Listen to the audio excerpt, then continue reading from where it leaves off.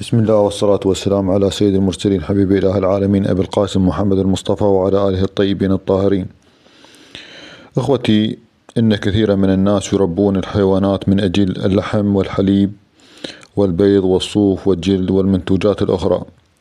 هذه الحيوانات تشمل البقر والأغنام والماعز والدجاج والبط والوز والأرانب وغيرها من الحيوانات، وتربى أيضا الخيل والحمير والثيران والجمال وقليل من الحيوانات الأخرى لاستعمالها في النقل أو في أعمال المزرعة العامة. وهناك حيوانات تربى لأجل الزينة مثل الكلاب والقطط وأنواع الطيور الأخرى والأسماك، أسماك الزينة. وهناك حيوانات تربى لأجل الحراسة مثل الكلاب. أخوتي، فمعظم هذه الحيوانات تربى في أما مزارع أو الأرياف، وبعض الحيوانات الأصغر مثل الأرانب أو الدجاج أو الطيور يمكن أن تربى أو يربيها الناس الذين يسكنون المدن الصغيرة والكبيرة.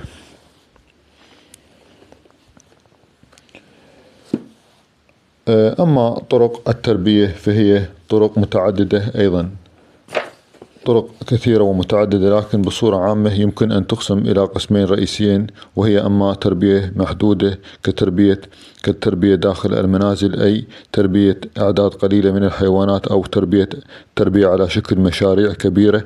وهذه الأخيرة المشاريع الكبيرة أيضا تقسم إلى نظم تربية متعددة. والحيوانات تحتاج إلى أمور كثيرة لكي تكون بصحة جيدة، فهي تحتاج إلى طعام جيد كافي، وتحتاج إلى الحماية من الطفيليات والتلوث والأمراض، التلوث والحماية من الأمراض الأخرى. وتتطلب أيضا الملجأ في أثناء الطقس السيء ومكانا نظيفا مع كثير من الماء والهواء النقي.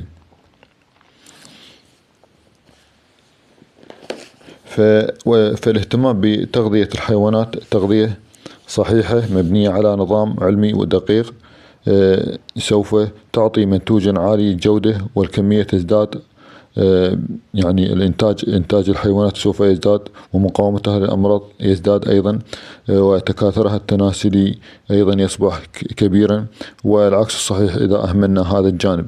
فموضوع التغذية إن شاء الله سوف أخصص له فيديو يتكلم عن العناصر الأساسية في غذاء الحيوانات، كمية ونوعية أيضا، لكي لا نخرج عن موضوعنا الحالي وهو صحة الحيوان. وأنا تكلمت في فيديوهات سابقة عن المتطلبات الأساسية لتربية الحيوانات وصحتها، وقلت هي لا تخرج عن 3 محاور أساسية، وهي المأوى، والذي يخص المكان الذي تعيش فيه، وتضبط درجة الحرارة والرطوبة والتهوية وغيرها من الأمور البيئية. أما المحور الثاني فيشمل التغذية، وهذا الموضوع يشمل أمور عامة تخص كل حيوانات حسب طريقة تربيتها، ويشمل أمور خاصة تخص كل نوع من أنواع الحيوانات المختلفة، وأيضا طريقة تربيتها. أما المحور الثالث والمهم فهو وقايتها وسلامتها من الأمراض، وطرق معالجتها إذا أصيبت بالأمراض في الحيوانات.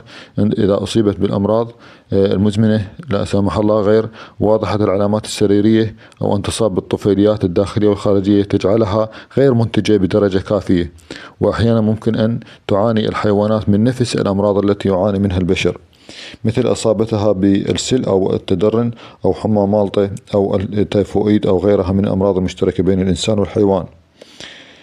إن المسببات الإحيائية لأمراض الحيوانات مختلفة، وتشمل الطفيليات الداخلية والخارجية والطفيلات الدموية وأنواع البكتيريا والفيروسات والكلاميديا والريكتسيا والميكوبلازما والفطريات. ولكي نقلل من فرص إصابة الحيوانات بالأمراض المختلفة يجب أن نتبع هذه النقاط، وهي: أولا، الاهتمام بتغذية الحيوانات تغذية صحيحة وصحية، مثلما نريد أن نحصل منها على إنتاج عالي يجب أن نهتم بهذا الجانب. لذلك قبل قليل كذلك نوهت على هذا الجانب، اهتمام بنظافة غذاء ومأوى الحيوانات. ثانيا، توفير المأوى المناسب المبني وفق نظام علمي يقلل فرص إصابتها بالأمراض المختلفة. ثالثا اتباع النظام الخاص بكل نوع من أنواع الحيوانات المختلفة في وقاية الحيوانات، أي إجراء التلقيحات أو التطعيمات في وقتها المناسب لكل نوع من أنواع الحيوانات المختلفة، وإجراء كل الأمور الأخرى الوقائية مثل إعطاء علاجات الديدان الداخلية والخارجية بوقتها المناسب بشكل دوري حسب إرشادات الطبيب البيطري.